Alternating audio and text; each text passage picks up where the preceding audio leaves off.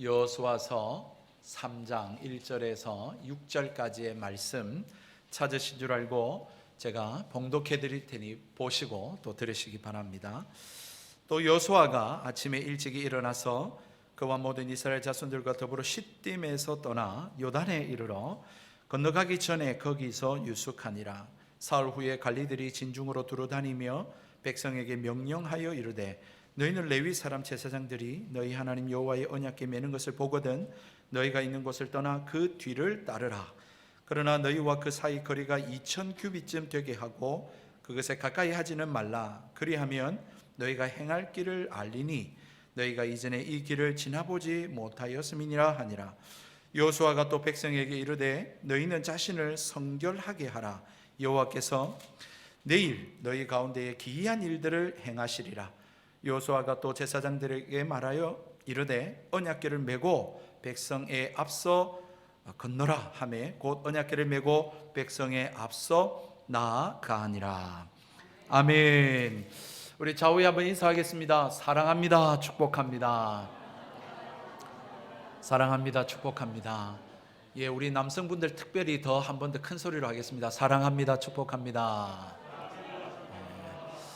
예, 사랑합니다 말이 참 좋은 말인데요. 우리 한국교회가 교인들 간에 인사말로 어떤 말을 하면 좋을까 공식적으로 이렇게 밝혀놓은 게 있는데 그게 사랑합니다입니다. 사랑합니다. 축복합니다. 우리에게 훈련이 좀 필요한 것 같아요. 저는 또 이렇게 경상도 마지막 살아남은 이렇게 사나이기 때문에 사랑합니다라는 말이 잘 안 나오는데요.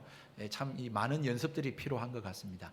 우리 그런 의미에서 한 번 더 하겠습니다. 서로 사랑합니다. 축복합니다. 2016년 10월에 매일경제에서 국내 경영학 교수님들을 대상으로 해서 미래 CEO, 미래의 리더가 누가 되면 좋겠는가라고 하는 그런 설문조사를 했습니다. 한치 앞도 내다볼 수 없는 세계 정세와 또 불확실성이 가득한 세계 경제 가운데서 한국 경제를 이끌어갈 미래의 CEO들, 그런 CEO들에게 꼭 필요한 자질이 무엇입니까? 라고 그렇게 물었습니다. 이 질문에 교수님들의 공통된 대답은 미래에 대한 통찰력, 그리고 거기에 따른 혁신, 그리고 전략적 사고가 자질로서 꼭 필요하다, 그렇게 대답을 해드렸습니다. 변화무쌍하고요, 또한 한 번도 가보지 않는 길을 향해 걸어갈 때, 특히 코로나 이 시국에 말입니다, 앞을 예측하는 그런 통찰력, 그리고 그 변화에 발맞춘 혁신, 그리고 가감한 도전정신 또는 전략적 사고 등과 같이 이러한 자질들이 정말 꼭 필요하지 않겠는가. 이것 말고 또 중요한 것이 뭐가 있을까라고 하는 생각이 들곤 했습니다. 10년의 먹거리를 준비해야 합니다.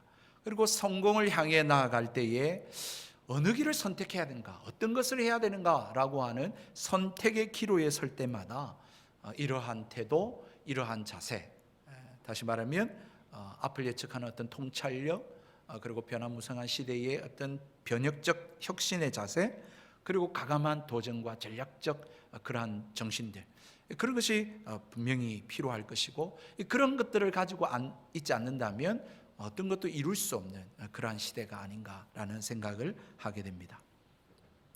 그런데 사랑하는 성도 여러분, 이런 시대를 살아가는 하나님을 아버지로 믿고 예수님을 구주로 믿는 그리스도인들의 이 신앙 여정에는 어떠할까요? 동일하게 그러한 자세와 태도가 필요할까요? 오늘 본문에 보면 여리고성을 향하여 이제 요단강을 도하기 위해서 준비하고 있는 여호수아와 이스라엘 백성을 오늘 성경은 기록해 놓고 있습니다. 모세를 이어서 지도자가 된 여호수아, 가나안 정복을 앞두고 있고 이 물이 넘치는 요단강을 건너야 하는 이 막대한 민족의 수건 사업과 이 엄중한 그 사명을 맡은 이 여호수아에게는 사뭇 이 상황이 진지하고 긴장이 되었을 것입니다. 과연 내가 이 많은 이스라엘 백성들을 이끌고 가나안 요단강을 건너서 여리고성을 정복하고 가나안 땅을 정복할 수 있겠는가? 어떻게 해야 이 일들을 온전하고 완성할 수 있을까? 무사히 이 일들을 마칠 수 있을 것인가? 라고 하는 정말 인간적인 그러한 고뇌와 그리고 하나님 앞에서 이 일들을 이루어가야 하는 그런 신앙적 그러한 몸부림이 있지 않았겠느냐라고 하는 것이죠. 그런 가운데 여호수아는 최선을 다했습니다. 최선을 다하고 있습니다. 여호수아가 정탐꾼을 보내어서 가나안 땅을 정탐하게 하고 여리고성을 정탐하게 합니다. 그렇게 최선을 다하는데 사실 정탐꾼으로부터 보고받은 내용은 사실 실제적으로 쓸만한 정보는 하나도 없었습니다. 다만 여리고성의 수색대에 쫓겨가서 그 기생 라합의 집에 들어가 그 여인에게서 들은 그 풍문, 소문 하나뿐이었죠. 그것이 2장 24절에 나오는 이 성의 모든 백성들이 간담이 녹더이다 라고 하는 그 정보뿐이었습니다. 얼마 만에 무기를 여리고성이 가지고 있는가? 가나안 땅에 얼마나 어떤 무기들, 신식 무기를 가지고 있는가? 군사가 얼마나 되는가? 그런 것에 대한 것은 하나도 없습니다. 또한 산은 어떻게 형성이 되어 있고 또 계곡은 얼마나 깊으며 또 여리고성의 그 성벽의 두께는 얼마나 되고 어디가 조금 경계가 느슨하고 라고 하는 등의 지형지물을 이용하고 전략을 세울 그런 정보는 하나도 없는 거예요. 그런데 여러분, 오늘 성경에 그것에 대하여 어떤 다른 언급이 있습니까? 성경에는 그런 언급이 하나도 없습니다. 정말 그런 이 정탐을 하고 온 정보원 저 같으면 당장 목을 쳐라 그렇게 했을 텐데 그게 대한 게 하나도 없어요. 여호수아는 그 정보를 듣고는 말입니다. 그 정보만으로도 충분하고 의미 있다라고 받아들였는지 그 사실 이후에 오늘 우리가 읽었던 3장 1절에 보니까 아침 일찍이 일어나서 지나보지 못한 요단강을 건널 준비를 시작하고 있는 것을 보게 되는 것입니다. 무엇인가 깨달은 것이죠. 그렇구나. 그 정탐꾼이 가져온 기생 라합의 그 말로 인해서 여호수아는 어떤 것을 깨닫고는 확신을 가지고는 이제 본격적인 요단강을 건너고 가나안 땅을 향하여 여리고성을 향하여 나아갈 준비를 하고 있는 것을 보게 되는 것이죠. 도대체 여러분 어떤 걸 지금 준비하고 있을까요? 무엇을 준비하려고 할까요? 그것을 오늘 우리는 살펴보고자 하는 것입니다. 여러분, 먼저 이스라엘 백성이 한 일은 무엇이냐면 시딤을 떠나 요단 동편에 이르게 되어 거기에 진을 치게 되었다라고 하는 1절의 말씀입니다. 사실 이스라엘 백성이 지금 시딤에 머문 지는 꽤 됩니다. 모세가 죽기 전에 최종적으로 그들이 도착하고 정착하게 되었던 곳이 바로 이 시딤이라는 곳입니다. 그러니까 모세가 죽기 전부터 해서 지금 여호수아가 계승을 하고 요단강을 건너기까지 최종적으로 그들이 머물렀던 곳이 바로 이 시딤이라는 곳입니다. 여러분, 모세가 여기까지 인도한 것입니다. 그리고는 이제 가나안 땅으로 건너가야 되는데 지금 요단강이 앞에 가로막고 있는 것입니다. 그런데 그 지금 요단강을 건너지 않은 그 모압 땅이 지금 약속의 땅이 아니에요. 하나님께서 이스라엘 백성에게 약속하신 땅은 요단 건너에 있는 가나안 땅입니다. 그것이 약속의 땅입니다. 그러므로 그들은 거기에 머물지 않고 요단을 건너 가나안 땅으로 들어가야 약속의 성취를 맛보고 하나님이 약속하신 그 안식을 누리는 그런 삶을 살아갈 수 있게 되는 것이죠. 그러려면 그들이 무엇을 해야 되냐면 그들이 지금 진치고 머물고 있는 곳을 떠나야만 했던 것입니다. 그들이 현실적으로 안주해 있는 곳을 떠나야 하는 것이 바로 그들이 먼저 해야 될 첫 번째 일이었다라는 것입니다. 왜냐하면 그곳이 약속의 땅이 아니기 때문입니다. 만약에 여기가 좋사오니 하고 그들이 거기에 안주하고 머무르기를 그들이 원했다면, 그래서 그곳을 떠나서 가나안 땅으로 가려고 하는 그러한 결정을 하지 않았다면 아마 약속은 그들에게서부터 성취되지 않았을 것입니다. 뿐만 아니라 이 이스라엘 백성은 약속의 땅 가나안 땅에 영원히 들어가지 못했을 것입니다. 여러분, 뿐만 아닙니다. 이 시딤이라는 곳이 어디냐면 이스라엘 백성에게는 뼈 아픈 곳입니다. 이스라엘 백성이 모압 여자들과 음행하고 또한 모압 사람들이 섬기는 바알 부올이라고 하는 신에게 제사에 참가했던, 그래서 하나님의 진노로 말미암아 2만 5천 명이 연병으로 죽임을 당했던 곳이 바로 이 시딤이라는 장소입니다. 그래서 미가 선지자는 미가서 6장 5절에 이렇게까지 외칩니다. 시딤에서 길갈까지의 일을 기억하라. 여러분, 후대에 여러분 미가 선지자가 이사야와 함께 동시대의 선지자입니다. 그 선지자가 이스라엘 백성에게 회고하기를 시딤에서 길갈까지의 일을 기억해라 라고 그렇게 권면할 정도로 수치스럽고 뼈아픈, 생각하고 싶지 않는 곳이 바로 이 시딤이라는 장소인 것이죠. 다시 말해서 시딤은 약속을 잊어버리게 만드는 곳입니다.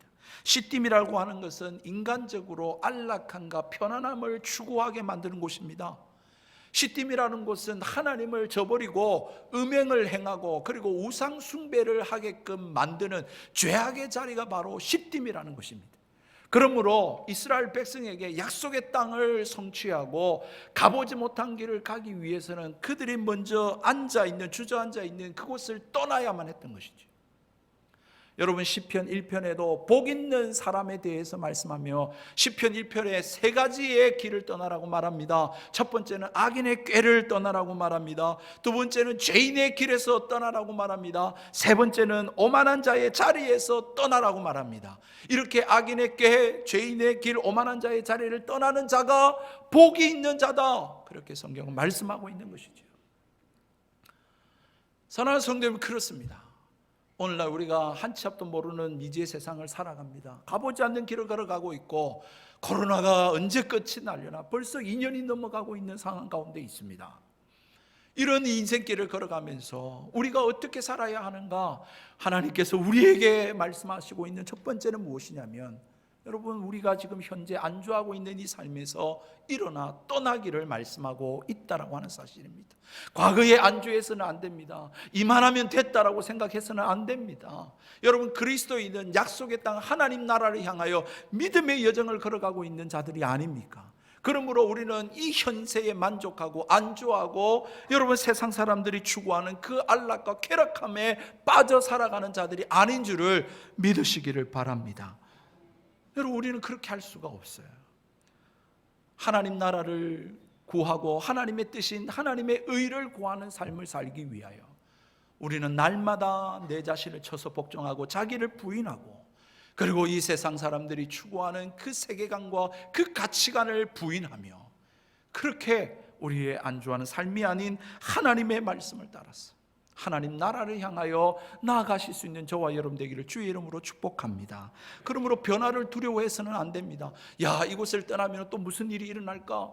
하나님이 내게 또 내가 하기 싫어하고 힘든 일을 또 말씀하고 있지는 않을까? 여러분, 그렇게 주저하고 머뭇거리고 망설이고 무섭다고 앉아 있으면 여러분, 우리의 삶은 변화가 일어나지 않습니다. 우리 가정은 바뀌지 않을 것입니다. 우리 교회는 달라지지 않고 이렇게 주저앉을 수 있을 겁니다. 여러분, 가만히 있다면 결코 새로운 역사나 하나님의 그 놀라운 풍성함들을 맛볼 수가 없게 되는 것입니다. 그러므로 다시 한 번 더 2022년 새로운 해를 시작하면서 더 하나님께로 나아갈 수 있는 저와 여러분 되기를 주의 이름으로 축복합니다. 새로운 일을 도전하시고 시작하실 수 있는 저와 여러분 되기를 축복합니다. 새벽기도 안 오신 분들 한번 와보십시오. 수요기도에 한 번도 안 오신 분들은 와보십시오. 성경을 한번 일독하지 못하신 분들은 다 성경 한번 일독하십시오. 그렇게 다시 한 번 더 하나님께로 더 가까이 할 수 있는, 그것을 위해서 내가 머물렀던 주저앉았던 지금까지 답습해왔던 신앙생활을 벗어서 그 자리를 일어나서 주님께로 나아가실 수 있는 그런 저와 여러분, 우리 일산백석교회가 되기를 주님의 이름으로 축복드립니다. 드디어 이스라엘 백성이 일어나 시딤에서 일어나 요단 강에 이르게 되어졌습니다. 그 강을 이제 건너야 되는데 하나님께서 그 강을 건너 가나안 정복을 위해서 준비하라고 명령하는 것이 무엇일까요? 한 번도 가보지 않는 길을 걸어가는 그 이스라엘 백성에게 하나님 요구하시는 것이 크게 두 가지로 오늘 말씀에 기록해 놓고 있습니다. 그 첫 번째는 오늘 3절의 말씀입니다. 우리 다 같이 한번 3절의 말씀을 같이 읽겠습니다. 시작. 백성에게 명령하여 이르되 너희는 레위 사람 제사장들이 너희 하나님 여호와의 언약궤에 매는 것을 보거든 너희가 있는 곳을 떠나 그 뒤를 따르라. 그렇게 말씀하고 있습니다. 그 뒤 했을 때 그라고 하는 것은 제사장들이 아니라 언약궤를 말씀하고 있습니다. 제사장들이 맨 그 언약궤의 뒤를 따르라. 그렇게 말씀을 하고 있는 것입니다. 여러분, 여호수아서에서 언약궤라고 하는 단어가 여기에 처음 사용되고 있습니다. 여러분, 이 언약궤라고 하는 것이 무엇입니까? 하나님의 임재를 상징하는 것 아닙니까? 다시 말해서 하나님께서 이스라엘 백성 너희와 내가 함께하고 있다라고 하는 것을 이 연약한 인간이 눈으로 가시적으로 볼 수 있도록 하나님께서 언약궤를 만들게 하시고 그 언약궤를 하나님이 지게 만드셨다라고 하는 사실인 것입니다. 그래서 오늘 3절의 말씀 너희 하나님 여호와의 언약궤 그렇게 기록되어 있습니다. 언약궤는 곧 하나님을 상징하고 있는 것입니다. 이스라엘 백성을 향하여서 그 언약궤 하나님을 바라보라는 것입니다. 하나님의 뒤를 따르라는 것입니다. 하나님 그분을 믿고 나아가라는 것이죠. 뿐만 아니죠. 이 언약궤가 무엇입니까? 이스라엘 백성과 하나님 사이에 시내산에서 맺었던 그 언약을 담아놓고 있는 궤가 바로 언약궤 아닙니까? 그래서 이름 그 자체가 언약궤입니다. 다른 성경에는 법궤라고 말하기도 하고요, 증거궤라고 표현해 놓고도 있습니다. 무슨 말입니까? 하나님의 말씀을 담아 놓은 것입니다. 하나님의 약속이 담아 놓은 것입니다. 이스라엘 백성을 향하여서 너희는 하나님의 말씀을 따르라. 내가 너에게 약속한 것, 그 약속을 바라보고 나아가라고 말씀하고 있는 것이지요. 사랑하는 성도 여러분, 우리 모두가 그래야 됩니다. 나 하나만 이야기하고 있지 않습니다. 이스라엘 백성 모두에게 그 일을 명령하고 있는데 그 뒤에 덧붙여진 주의 사항이 바로 그것을 가르쳐주고 있습니다. 4절 말씀입니다. 우리 다 같이 한번 읽겠습니다. 시작. 그러나 너희와 그 사이 거리가 2000규빗쯤 되게 하고 그것에 가까이 하지는 말라. 그리하면 너희가 행할 길을 알리니 너희가 이전에 이 길을 지나보지 못하여 스민이라 하니라. 아멘. 여러분, 하나님께서 주의사항을 말씀합니다. 언약궤 바라보고 하나님 바라보고 주의 약속 바라보고 나아가는데 여러분 어떻게 하란 말입니까? 2000규빗 떨어져서 따라가라고 말합니다. 왜요? 여러분, 2000규빗이라고 하는 것은 오늘날로 계산하면 약 1km입니다. 1km 떨어져서 가라는 것입니다. 왜 그렇습니까? 왜냐하면 지금 이스라엘 백성이 여러분 출애굽할 때의 장정 남자들만 계수했을 때 60만 명입니다. 그러면 여자 그리고 아이들까지 포함하면 약 200만 명에 가까운 인구입니다. 그 200만 명의 인구들이 여러분 언약궤를 바라보기 위해서는 언약궤가 행진하는 그 선발대 앞에만 있으면 여러분 보이겠습니까? 안 보이는 것입니다. 여러분, 보이는 것은 앞에 사람 뒤통수밖에 안 보입니다. 여러분, 앞에 있는 사람의 뒷발자국밖에 보이지 않아요. 그래서 하나님께서 앞에 선 사람들만이 아니라 여러분 모든 이스라엘 백성이 어린아이와 할 것 없이 모두가 그 언약궤를 바라보고 나아갈 수 있도록 1km쯤 떨어진 곳에 언약궤를 어깨에 메고 나아갈 때 그것을 바라보고 나아가라는 것입니다. 목사만 말씀대로 살면 되는 것이 아니고요, 장로님만, 우리 권사님, 단수입생들만이 아니라 모두 주일학교 어린아이부터 하여서 남녀노소 불문하고 모두가 하나님을 바라보고 하나님의 약속을 붙들고 그렇게 하나님 나라를 향하여 나아갈 것을 성경은 말씀하고 가르쳐주고 있는 것이요, 이러한 우리 일산백석교회가 되기를 주의 이름으로 축복합니다. 여러분, 빌리 그레함 목사님께서 부흥회를 많이 다니셨지 않습니까?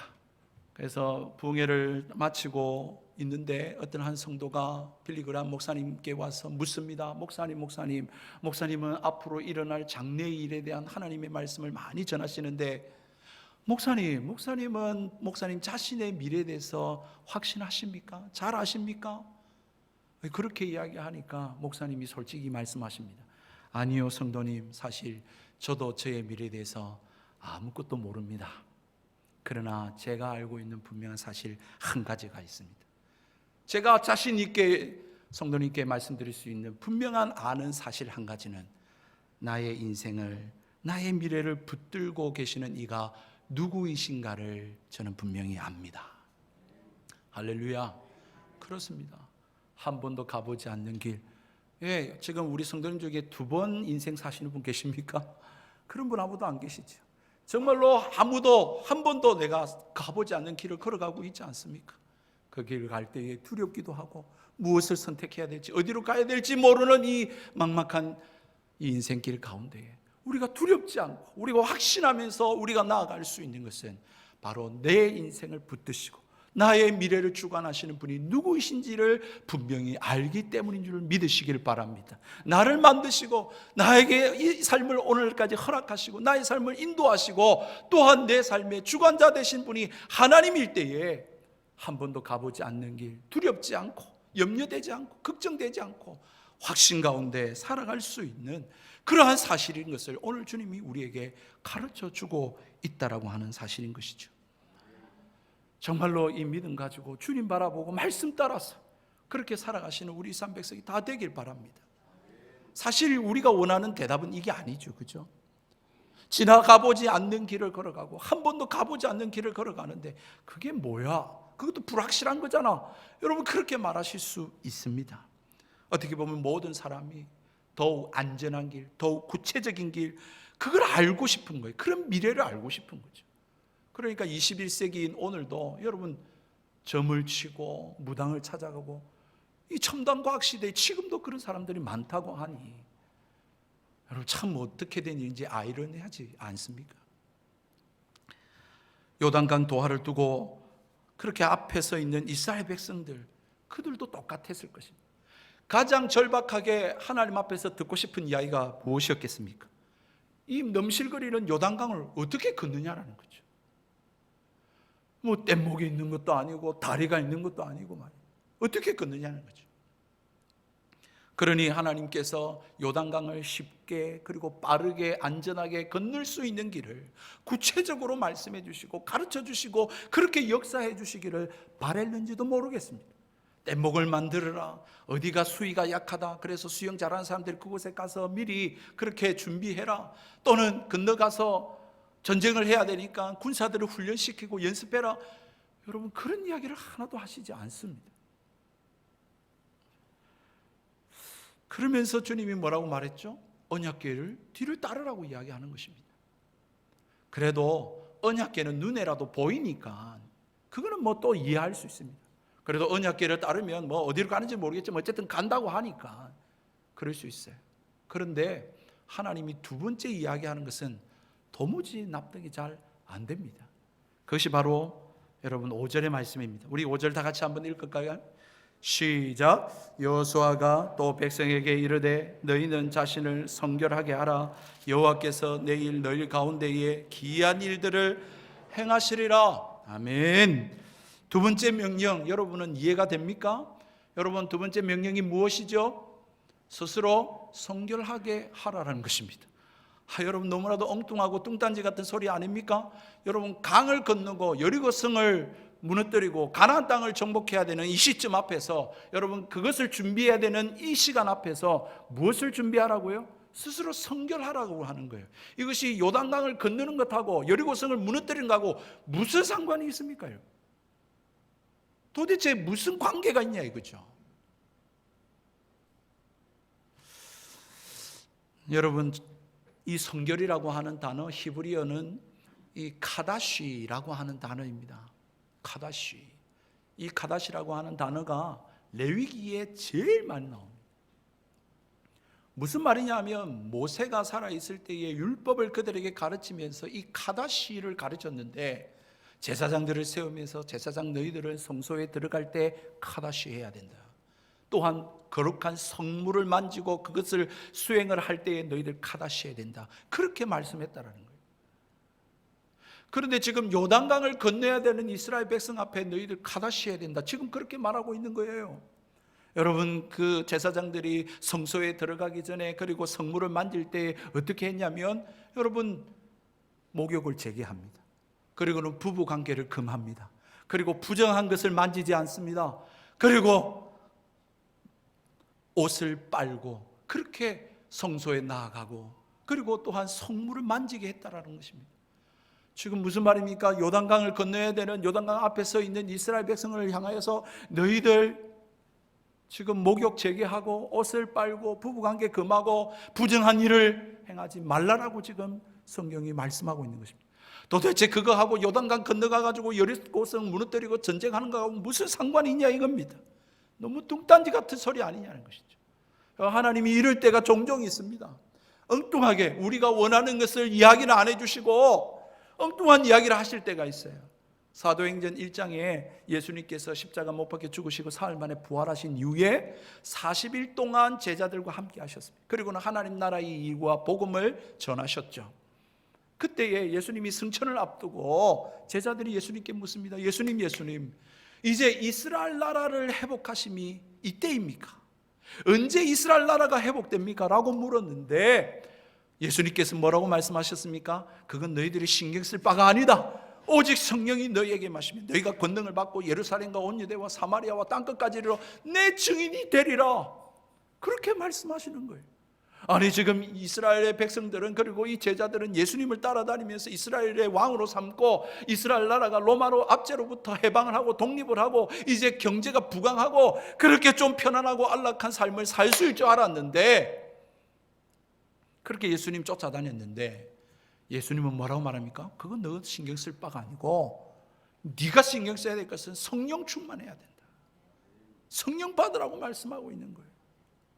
여러분 그때 제자들은 좀 황당했을 것입니다. 오늘 이스라엘 백성들처럼 좀 동문서답 아닌가라고 생각이 들었을지 모르겠습니다. 그런데 여러분 어떻습니까? 그 이후에 그리고 오늘날 우리가 성경을 대하고 있는 우리는 그것이 엉뚱한 이야기라고 생각합니까? 아니지. 그 일로 인해서 지금 오늘날 우리에게까지 복음이 전파되고 하나님 나라가 확장되고 있는 것을 보고 있지 않습니까? 동일하게 이스라엘 백성들 지금 요단을 건너고 여리고성을 정복해야 되는 이 이스라엘 백성, 한 번도 가보지 않는 길을 지금 가야 되는 이스라엘 백성들에게 하나님 뭘 준비시키느냐? 스스로 성결하라는 것입니다. 거룩하라는 것입니다. 죄를 멀리하라는 것입니다. 왜요? 무엇입니까? 도대체 무슨 뜻입니까? 이 이스라엘 백성들이 행하는 이 가나안 정복 전쟁, 요단강을 건너는 이 일은 사람의 일이 아니라 하나님의 일이라는 것입니다. 이것이 육적인 일이 아니라 이것은 영적인 일이라고 하는 것입니다. 이것은 사람의 손에 달려있는 일이 아니라 하나님 손에 달려있는 일이라는 것입니다.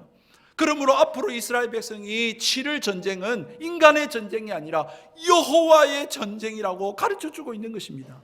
앞으로 내가 싸울 거니까 너는 내 앞에 잠잠하고 거룩하라는 것입니다. 내가 이기게 해줄게, 내가 승리하게 해줄게, 내가 책임질 테니까 너희는 내 전쟁에 참여만 해. 참여할 때에 거룩하고 성결하고 죄를 멀리하고 그렇게 내 말만 하나님 주시는 말씀에 따라 순종하며 나아가기를 이스라엘 백성들에게 가르쳐주고 있다라고 하는 사실인 것입니다. 사랑하는 성도 여러분, 그렇죠? 좀 김이 새십니까? 한 번도 가보지 않는 길을 간다고 하니까 뭔가 구체적인 게 있겠구나 라고 싶은데 지금 하나님 뭐라고 이야기한다고요? 거룩하라고요. 성결하시라고. 여러분 깨끗하셔야 된다고요. 죄를 멀리 하셔야 된다고요. 그렇게 말씀하고 있습니다. 우리가 듣고 싶은 이야기가 아닐런지 모릅니다. 그러나 그렇지 않습니다. 정말 이건 너무너무 중요한 것입니다. 2009년 8월 25일 1차 실패했습니다. 그 다음 해인 2010년 6월 10일 2차 실패했습니다. 그리고 3차 발사가 2012년 10월에서 11월로 연기되었습니다. 마침내 2013년 1월로 미뤄져서 2013년 1월 30일에 우리나라 첫 우주 발사체 나로호가 우주 궤도에 진입하게 됩니다. 아무도 감동이 없으시지만 당연한 것처럼 보지만 여러분 이거 세계의 10번째입니다. 전 세계에 여러분 이렇게 발사체를 쏠 수 있는 나라가 10나라밖에 없습니다. 여러분 나로 우주 발사체 계획은 2002년에 세워졌습니다. 그러니까 2002년에 세웠는데 2013년에 이루어졌으니까 약 10년 5개월 만에 이루어진 일입니다. 그리고 몇 번에 걸쳐서요? 5번에 걸쳐서 시도한 끝에 이룬 쾌거였습니다. 여러분 우주선 하나를 우주로 쏘아 올리기 위해서 8,500억 원이라고 하는 엄청난 예산을 들이고 수많은 인력이 달아붙어서 거기에 쏟아부어 이 일들을 이룬 것입니다. 여러분, 발사 과정 속에서 작은 결함이라도 발견되면 여러분 당장 발사를 중지시켰습니다. 그리고 그 문제를 해결하기 위해서 점검에 들어가는데 그 우주선에 있던 그 연료를 다 먼저 뽑아냅니다. 왜요? 혹시라도 무슨 문제로 또 화재가 발생해 폭발할 수 있으니까. 그래서 연료를 다 뽑아냅니다. 그리고 다 안전 점검을 다 합니다. 그리고 또 안전하다고 생각하면 또 연료를 주입합니다. 여러분, 그런데 연료를 빼고 주입하는 일이 보통 일이 아니라고 합니다. 수많은 비용이 들어간다고 합니다. 잘못 자칫하다가는 한숨에 끝나버리기 때문에. 한 번 문제가 생길 때마다 엄청난 비용을 감수하면서 그렇게까지 하는 이유가 무엇입니까? 10년 5개월에 여러분 걸친 그 시간, 그리고 수많은 인력들과 땀 노력, 그리고 8,500억 원에 해당되는 그 수많은 예산을 쏟아부은 것이 자그마한 결함으로 말미암아 우주에서 쏘아 올렸다가 폭발해버리면 여러분 그것으로 끝나버리는 거예요. 10년 5개월과 수많은 인력과 8,500억이 그냥 물거품이 되어버리는 거예요.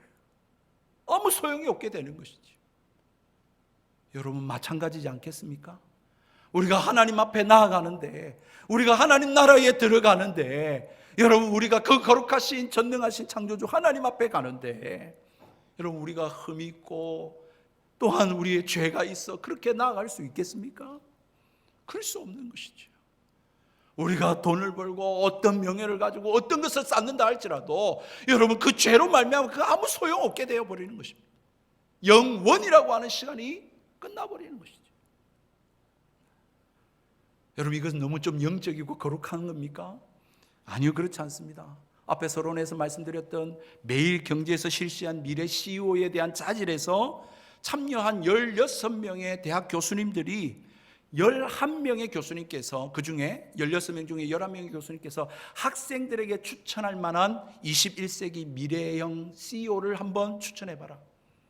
그런데 11분이 추천했는데 그 두 분이 누구냐면 유일한이라고 하는 유한양행 창업자와 그리고 빌 게이츠였습니다.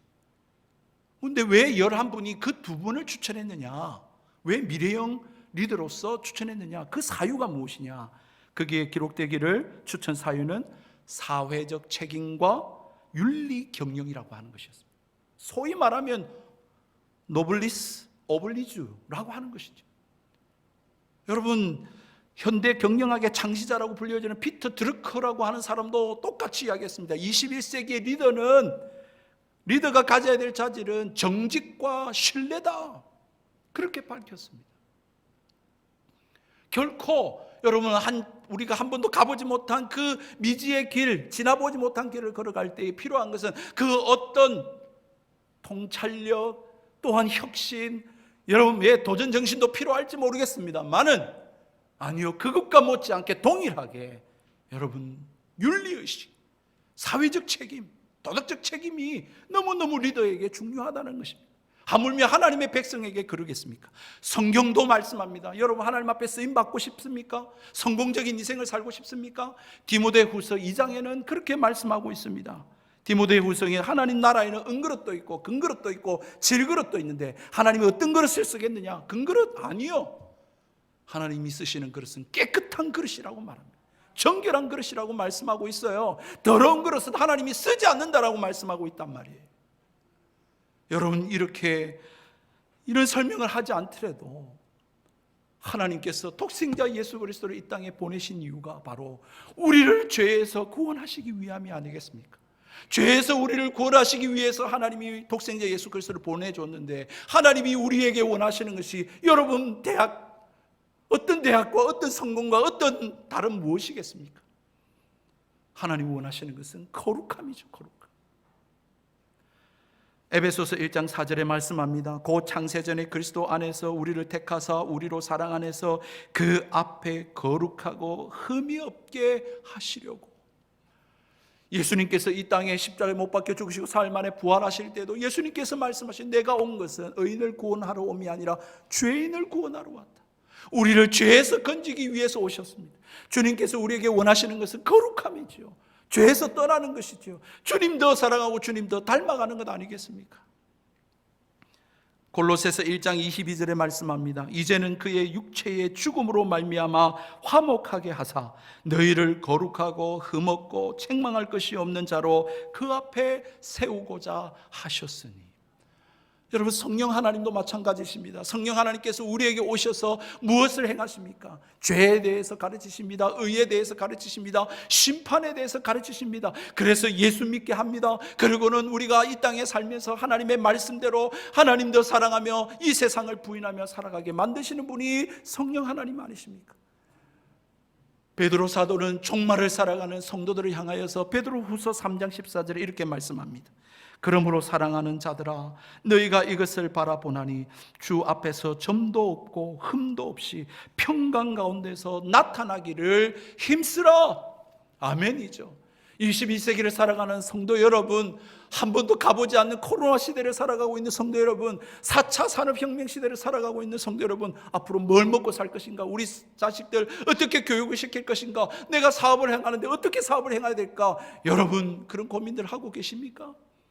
그러한 고민들 가운데에 우리가 두려움 없이 담대하게 나아갈 수 있는 것은, 우리가 확신 가운데 거할 수 있는 우리의 삶의 자세는, 물론 통찰력도 필요합니다.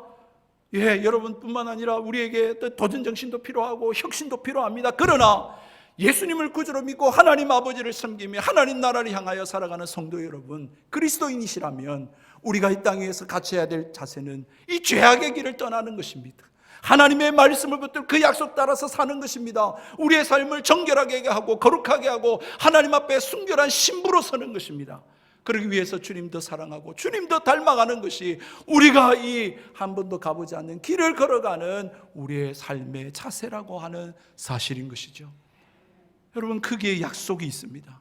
거기에 5절의 말씀 보십시오. 5절 끝절에 보면 뭐라고 약속하고 계십니까? 너희 가운데에 기이한 일들을 행하시리라. 아멘. 정말입니다. 이 약속의 말씀을 붙드십시오. 그래서 여러분, 다시 한 번 더 우리가 머물렀던 그 죄악의 그 자리, 안주했고 이만하면 됐고 더 이상 은혜 받으려고 하지 않고 더 이상 신앙생활 열심히 하려고 하지 않는 이러한 우리의 묵은 신앙을 기경하시고 그 자리에서 떠나서 더 은혜의 자리로 나아갈 수 있는 저와 여러분 되기를 주의 이름으로 축복합니다. 정말 저와 여러분, 우리 모두가 성경을 붙들고 성경을 일독하며 정말 이 말씀대로 한번 이 말씀 따라 살아갈 수 있는 저와 여러분 되기를 주님의 이름으로 축복합니다. 그러므로 하나님 앞에 거룩하고 순결한 신부로 서서 착하고 충성된 종아 어서 오너라 주님의 칭찬을 받을 뿐만 아니라 이 한 번도 가보지 않는 인생길에 하나님이 역사하시고 어떻게 하나님이 일하시고 어떻게 기이한 일들을 행하시는지를 체험하고 경험하며 그렇게 찬송하며 살아가실 수 있는 저와 여러분의 삶, 우리 일산백석교회가 다 되기를 주님의 이름으로 축복드립니다. 아멘. 우리 함께 찬양하시겠습니다.